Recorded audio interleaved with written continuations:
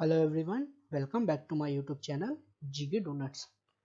तो दोस्तों, last class में हमने इंडियन पॉलिटी का बहुत ही इंपॉर्टेंट टॉपिक स्टार्ट किया था, जिसमें हमने इंडियन कॉन्स्टिट्यूशन के जो भी मोस्ट इंपॉर्टेंट आर्टिकल हैं उनके बारे में पढ़ना स्टार्ट किया था। और लास्ट के वीडियो में हमने पार्ट 1 से लेकर पार्ट 4 तक कवर कर लिया था। और आज की इस वीडियो में हम जो कि मोस्ट इंपॉर्टेंट आर्टिकल का पार्ट 2 है, इस वीडियो में हम पार्ट 5 से पढ़ना स्टार्ट करेंगे। तो चलिए शुरू करते हैं। Part 5 the union. तो दोस्तों, पार्ट 5 में यूनियन के बारे में हमको जानकारी मिलती है और यह डील करता है आर्टिकल 52 से लेकर 151 तक। इस पार्ट में हम प्रेसिडेंट के बारे में, vice president, Lok Sabha, Rajya Sabha, supreme court, CAG, इन सभी से रिलेटेड जितने भी मोस्ट इंपॉर्टेंट आर्टिकल है सभी को यहाँ पे हम पढ़ेंगे। तो इन सब में सबसे पहला आर्टिकल आता है आर्टिकल 52। आर्टिकल 52 में यह बात बोली गई है कि there shall be a president of India, मतलब भारत के एक प्रेसिडेंट होने चाहिए। नेक्स्ट आता है आर्टिकल 55। आर्टिकल 55 में प्रेसिडेंट की इलेक्शन के जो मेथड होता है, जो प्रोसीजर फॉलो किया जाता है, उसके बारे में बताया गया है। तो प्रेसिडेंट की इलेक्शन में single transferable indirect vote system को फॉलो किया जाता है और ये एनटीपीसी एग्जाम में पूछा गया था। नेक्स्ट आर्टिकल है आर्टिकल 61। आर्टिकल 61 में प्रेसिडेंट के ऊपर जो महाभियोग की प्रक्रिया चलाई जाती है उसके बारे में हमको जानकारी मिलती है। आर्टिकल 63। आर्टिकल 63 में यह बात बोली गई है कि there shall be a vice president of India, मतलब भारत की एक वाइस प्रेसिडेंट होनी चाहिए। नेक्स्ट आर्टिकल में आर्टिकल 64 में यह बोला गया कि जो हमारे वाइस प्रेसिडेंट हैं वो काउंसिल ऑफ स्टेट यानी कि राज्यसभा के एक्स ऑफिसो चेयरमैन होते हैं और ये इंपॉर्टेंट आर्टिकल है। नेक्स्ट इंपॉर्टेंट आर्टिकल है आर्टिकल 66। आर्टिकल 66 में भी दोस्तों वाइस प्रेसिडेंट के इलेक्शन के बारे में बोला गया है, मतलब वाइस प्रेसिडेंट और जो प्रेसिडेंट के इलेक्शन का जो मेथड होता है यानी कि single transferable indirect vote system, ये दोनों समान होता है। प्रेसिडेंट के इलेक्शन में जो भी इलेक्टेड मेंबर होते हैं केवल केवल वही अपना वोट डालते हैं, लेकिन जो वाइस प्रेसिडेंट के इलेक्शन में जो इलेक्टेड मेंबर हैं या फिर नॉमिनेटेड मेंबर हैं वह सभी अपने वोट का यूज करते हैं। आर्टिकल 72। आर्टिकल 72 में दोस्तों हमारे जो प्रेसिडेंट है उनके पास जो क्षमा दान की जो पावर होती है उसके बारे में हमको जानकारी मिलती है। आर्टिकल 72 का यूज करके हमारे प्रेसिडेंट अगर किसी व्यक्ति को फांसी की सजा हुई हो या फिर मौत की सजा हुई हो तो वह उस व्यक्ति की सजा को माफ कर सकते हैं या फिर उस व्यक्ति की सजा को कम कर सकते हैं। नेक्स्ट आर्टिकल है आर्टिकल 74।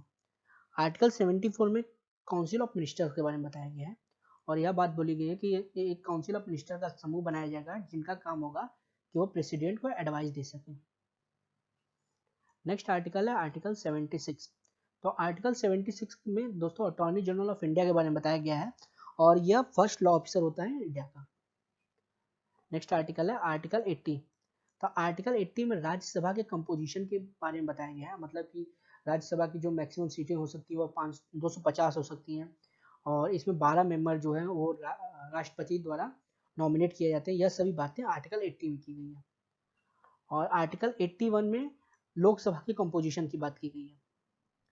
इसके अलावा सबसे इंपॉर्टेंट आर्टिकल में से एक आर्टिकल ये भी आता है दोस्तों, आर्टिकल 108 यानी आर्टिकल 108 में ज्वाइंट सेशन की बात की गई है और ये जो ज्वाइंट सेशन होता है दोस्तों इसको हेड हमारे चेयरमैन हमारे लोकसभा के स्पीकर द्वारा किया जाता है। नेक्स्ट है आर्टिकल 110। आर्टिकल 110 में मनी बिल के बारे में बताया गया है और जो दोस्तों मनी बिल होता है वो लोकसभा में पेश होता है और कोई बिल मनी बिल है या नहीं है इसको डिसाइड करने का जो पावर है वो हमारे स्पीकर के पास होता है, लोकसभा की स्पीकर के पास होता है। नेक्स्ट इंपॉर्टेंट आर्टिकल है आर्टिकल 112। इसमें एनुअल फाइनेंशियल स्टेटमेंट के बारे में बताया गया है जिसे हम बजट के नाम से जानते हैं। तो मतलब हमारा ये जो साल है उसमें सरकार किस तरह से खर्च करेगी उसके बारे में बताते हैं। दोस्तों ये जो बजट वर्ड है ये हमारे संविधान में कहीं भी लिखा हुआ नहीं है, इसलिए क्वेश्चन एक बार एनटीपीसी के एग्जाम में पूछा गया था और एसएससी के भी एग्जाम में पूछा गया था कि बजट वर्ड है वह कौन से आर्टिकल में दिया गया है। तो इसमें दोस्तों करेक्ट आंसर होगा कोई भी आर्टिकल में बजट वर्ड का यूज नहीं किया गया है या हमारे संविधान में कहीं भी बजट वर्ड नहीं लिखा गया है। The union judiciary. तो दोस्तों आर्टिकल 124 में यह बात बोली गई है कि there shall be a supreme court of India, मतलब भारत का एक सुप्रीम कोर्ट होगा नेक्स्ट आर्टिकल 143। 143 में दोस्तों हमारे जो प्रेसिडेंट है उनके पास ये पावर होती है कि वह किसी भी सब्जेक्ट में सुप्रीम कोर्ट से कंसल्ट कर सकते हैं। सुप्रीम कोर्ट के जो चीफ जस्टिस ऑफ इंडिया होंगे या फिर सीनियर मोस्ट जो जज होंगे वो प्रेसिडेंट को हमारे सजेशन देंगे या फिर एडवाइस देंगे, और यह सजेशन या एडवाइस पूरी तरीके से मानना है या नहीं मानना है, यह जो है ये पूरी तरीके से प्रेसिडेंट के ऊपर डिपेंड करता है। नेक्स्ट है आर्टिकल 148। दोस्तों आर्टिकल 148 में यह बोला गया कि there shall be a CAG in India, मतलब हमारे भारत में एक कॉम्प्ट्रोलर एंड ऑडिटर जनरल होंगे, और ये जो दोस्तों हमारे कैग होते हैं उनका जो कार्यकाल होता है वो 6 साल या फिर 65 साल, इन दोनों में जो भी पहले हो जाए इतने तक होता है। पार्ट 6 में दोस्तों हमको स्टेट के बारे में जानकारी मिलती है, और ये डील करता है आर्टिकल 152 से लेकर आर्टिकल 237 तक। तो इसमें पहला आर्टिकल है आर्टिकल 153। तो 153 में यह बात बोली गई है कि there shall be a governor of state, मतलब हर एक स्टेट का एक गवर्नर होंगे। नेक्स्ट आर्टिकल है आर्टिकल 155, और जो गवर्नर होते हैं उनका अपॉइंटमेंट हमारे प्रेसिडेंट द्वारा किया जाता है। नेक्स्ट आर्टिकल है 156। तो 156 में दोस्तों हमारे जो गवर्नर का कार्यकाल है वो कितने साल का होगा उसके बारे में हमको जानकारी मिलती है। तो हमारे जो गवर्नर होते हैं उनका जो कार्यकाल होता है वो 5 सालों का होता है, लेकिन हमारे जो प्रेसिडेंट हैं उनका ट्रांसफर किसी भी दूसरे स्टेट में जब चाहे तब कर सकते हैं। नेक्स्ट आर्टिकल है 159। तो दोस्तों 159 में जो हमारे गवर्नर उनको ओथ कौन दिलाएगा इसके बारे में हमको जानकारी मिलती है। तो हमारे जो गवर्नर उनको ओथ हमारे उस स्टेट के जो भी हाई कोर्ट होगा उसके चीफ जस्टिस ओथ हमारे गवर्नर को दिलाते हैं। नेक्स्ट इंपॉर्टेंट आर्टिकल है 163। तो दोस्तों जिस तरह यूनियन में काउंसिल ऑफ मिनिस्टर होते थे ठीक उसी तरह स्टेट में भी एक काउंसिल ऑफ मिनिस्टर होंगे, और उनका काम होगा कि वह गवर्नर को असिस्ट करें और एडवाइस दें। नेक्स्ट आर्टिकल है आर्टिकल 165। 165 में एडवोकेट जनरल फॉर स्टेट के बारे में हमको जानकारी मिलती है। जिस तरह यूनियन में अटॉर्नी जनरल ऑफ इंडिया होते हैं ठीक उसी तरह स्टेट में हमारे एडवोकेट जनरल ऑफ स्टेट होते हैं, और ये स्टेट के फर्स्ट लॉ ऑफिसर होते हैं। आर्टिकल 170।